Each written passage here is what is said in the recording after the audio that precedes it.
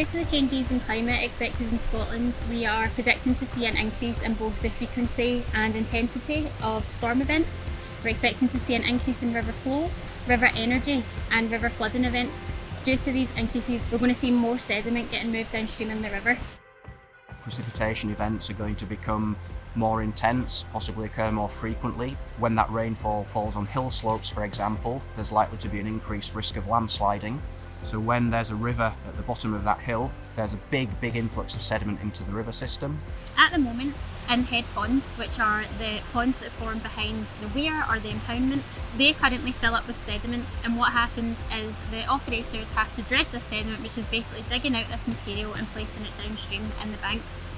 That combination of increased sediment supply and an increased capacity of the river to transport that sediment is likely to result in the impoundment head pond filling up more quickly and more frequently, so presenting more of a sediment management issue for the operator. We predict that this is going to have potentially excess costs and reduced efficiency of the hydropower equipment. Anecdotal discussions that we've had with hydro operators over the last few years, we're beginning to see an increasing number of reports of a hydro site behaving a little bit differently. Operators have reported informally that they're seeing more sediment arriving more quickly at their particular sites, and they've been making the link themselves to the effects of climate change. When we look at data from our river gauges across the country and we analyse the data from several decades, we see very clear step increases from one decade to the next in the average size of floods, and there's a very clear signal of climate change there.